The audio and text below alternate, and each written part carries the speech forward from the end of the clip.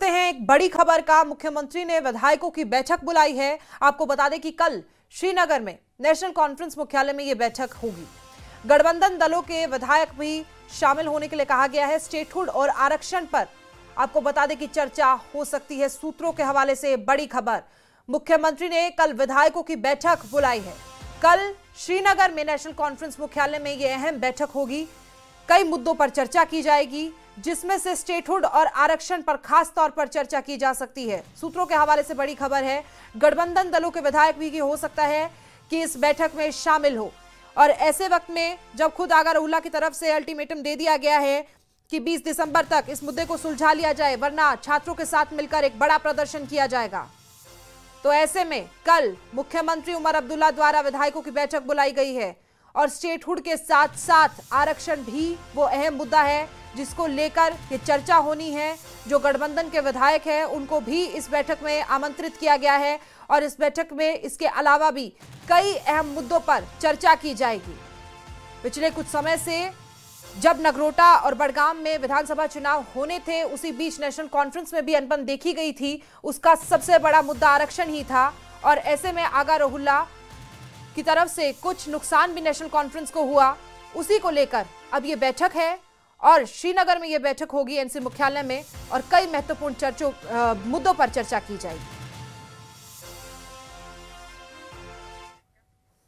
मुख्यमंत्री उमर अब्दुल्ला ने कल जो बैठक बुलाई है उसमें आरक्षण के मुद्दे पर बात हो सकती है, क्योंकि एनसी सांसद आगा रहुल्ला ने आरक्षण के मुद्दे को फिर से गर्म कर दिया है।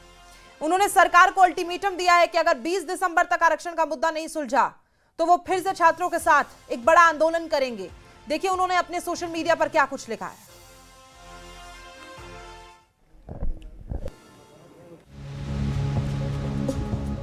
सरकार में बैठे लोग कब समझेंगे कि हमारी युवाओं के मन की पीड़ा और निराशा कितनी गहरी है। क्या चीज उन्हें यह एहसास कराएगी? यह स्थिति पूरी युवा पीढ़ी को घुटने की ओर धकेल रही है। क्या आज वैष्णो देवी विश्वविद्यालय में मेरिट वाले छात्रों का मामला भी उनकी आंखें खोलने के लिए काफी नहीं है, ताकि वे इस मुद्दे को गंभीरता से लेकर युवाओं को राहत दे सके?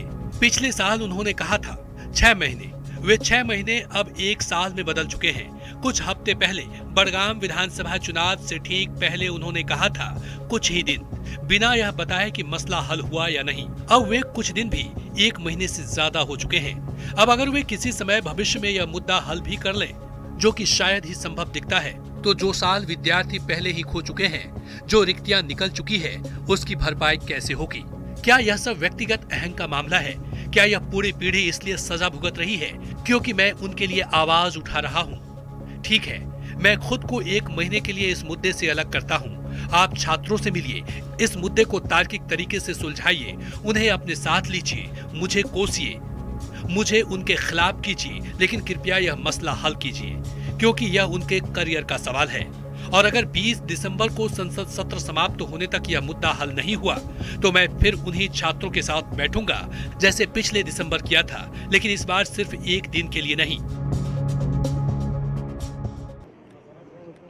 और अब आपको बताते हैं कि आखिर आगा रहुल्ला एडमिशन और सरकारी नौकरियों में आरक्षण को लेकर सरकार से क्या चाहते हैं। आरक्षण नीति को तर्कसंगत और संतुलित बनाया जाए, किसी के साथ अन्याय ना हो, आरक्षण 50% के आसपास सीमित किया जाए, ओपन मेरिट के लिए पर्याप्त सीटें बची रहें, सामान्य वर्ग ओपन मेरिट के युवाओं के लिए सीटों और पदों में पर्याप्त हिस्सा सुनिश्चित किया जाना चाहिए। आरक्षण नीति पर गठित कैबिनेट उप समिति की रिपोर्ट तुरंत सार्वजनिक की जाए। आरक्षण नीति में सुधार तक भर्तियों और एडमिशन में विवादित प्रावधान लागू ना किए जाएं, छात्रों और अभ्यर्थियों से सीधे संवाद कर उनकी सभी आपत्तियां सुनी जानी चाहिए। क्यों कोई भी फैसला व्यापक चर्चा और सहमति के बाद हो, बंद कमरों में कोई भी ऐसा फैसला नहीं होना चाहिए। ये तमाम मांगे आगा रहुल्ला की तरफ से है।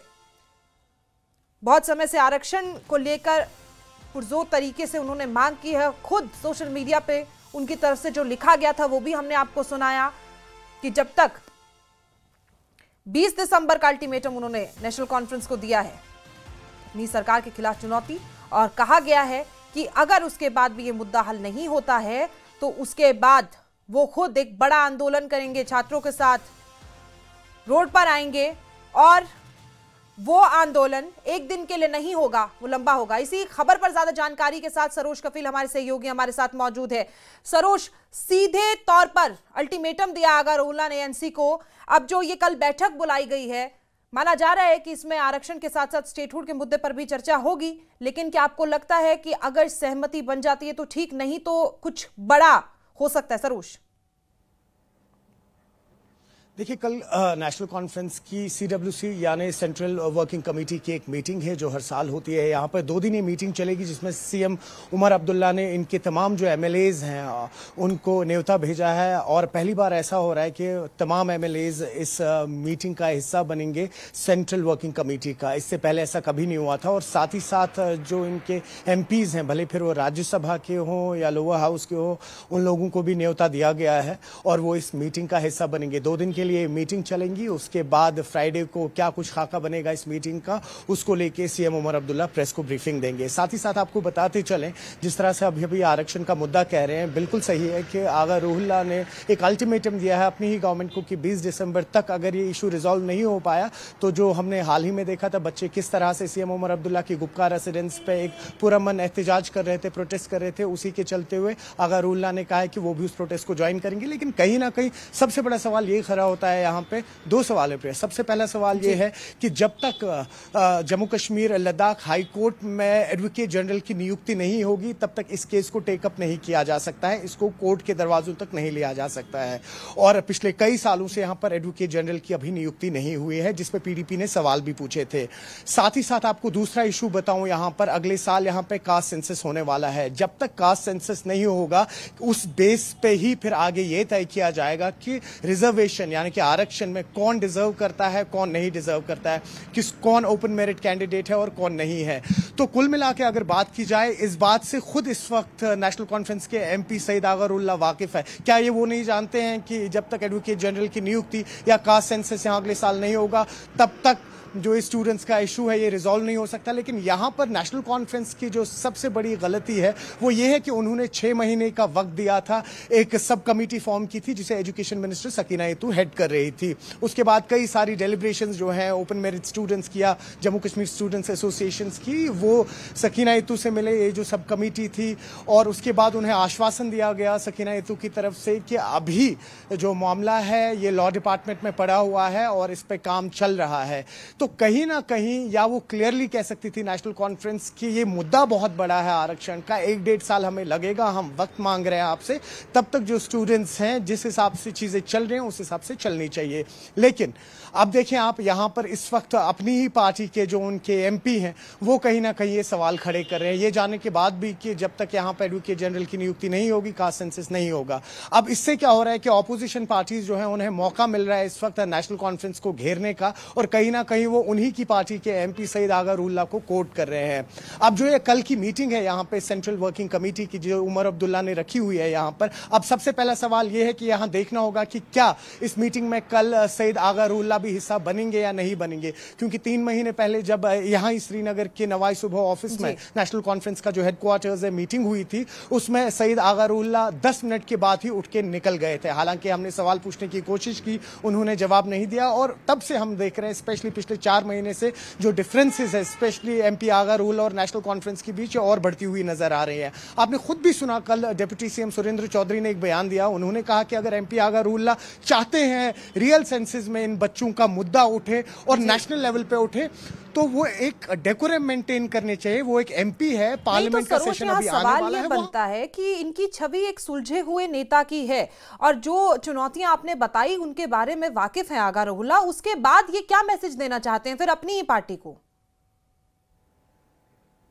वही है, आप देख लीजिए, कहीं ना कहीं पॉलिटिकल गलियारों में तो ये बातें भी चल रही हैं कि क्या आगा रोहिल्ला आने वाले वक्त में अगर उनका तालमेल नेशनल कॉन्फ्रेंस के साथ नहीं बैठता है तो क्या वो एमपी का पद छोड़ेंगे, क्या वो अपना कोई नया पॉलिटिकल फ्रंट खड़ा करेंगे यहाँ पे। तो कई सारे ऐसे सवाल हैं जो आने वाले वक्त में ही पता लगेंगे। लेकिन सबसे इंपॉर्टेंट मुद्दा ये है बच्चों के करियर का। इस वक्त उनको हर तरफ से खींचा जा रहा है, स्ट्रेच किया जा रहा है। जो उनके रिप्रेजेंटेटिव है, जैसे हम आगा रोहिल्ला की बात कर रहे हैं क्योंकि वो उनकी रिप्रेजेंटेशन कर रहे हैं, तो उन्हें क्लियरली क्यों नहीं कह रहे हैं कि जब जब तक एडवोकेट जनरल की नियुक्ति नहीं होगी, कास्ट सेंसस नहीं होगा, तब तक कोई ये इशू जो है इसको उठाया नहीं जा सकता है।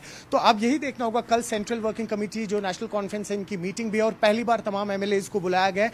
स्पेशली स्टेटहुड को छोड़ के रिजर्वेशन मुद्दे पे बात की जाएगी। वही आपको याद होगा, नेशनल कॉन्फ्रेंस ने अपने मैनिफेस्टो में कहा था कि 12 गैस सिलेंडर्स और 200 यूनिट फ्री इलेक्ट्रिसिटी देंगे। जब से उनकी हुकूमत बनी है तब से उन्होंने ये प्रॉमिस फुलफिल नहीं किया है और ऑपोजिशन उन्होंने घेरा हुआ है इसी बात को लेकर। तो सुनने में ये भी आ रहा है कि इस मीटिंग में डिस्कस होगा कि कैसे ये 12 गैस सिलेंडर्स जो फ्री देने थे वो स्कीम भी अब आगे रोल आउट होगी। साथ ही साथ रिजर्वेशन का मुद्दा है और साथ ही साथ स्टेटहुड का मुद्दा है जो इस मीटिंग में डिस्कस किया जाएगा। जी जाहिर तौर पर देखिए, कई सवाल हैं, कई जवाब भी मिलने हैं और ऐसे में आपने जो बात कही कि छात्रों के भविष्य के साथ यहाँ पर खिलवाड़ नहीं करना चाहिए और अगर उनकी तरफ से या उनकी पार्टी की तरफ से किसी भी तरीके की सहमति किसी बात पर नहीं बन पा रही है या अपनी राजनीति को सुधारने के लिए इस तरह के कदम उठाए जाने हैं तो ये सही नहीं होगा। खैर, आपका बहुत बहुत शुक्रिया सरोज हमारे साथ जुड़ने के लिए। तो ऐसे में जब ये श्रीनगर में बैठक होगी, तमाम मुद्दे उठेंगे और तमाम मुद्दों के साथ कई मुद्दों पर चर्चा भी की जानी है और ऐसे में क्या बीच का रास्ता अब इस आरक्षण को लेकर निकलता है वो भी देखना होगा।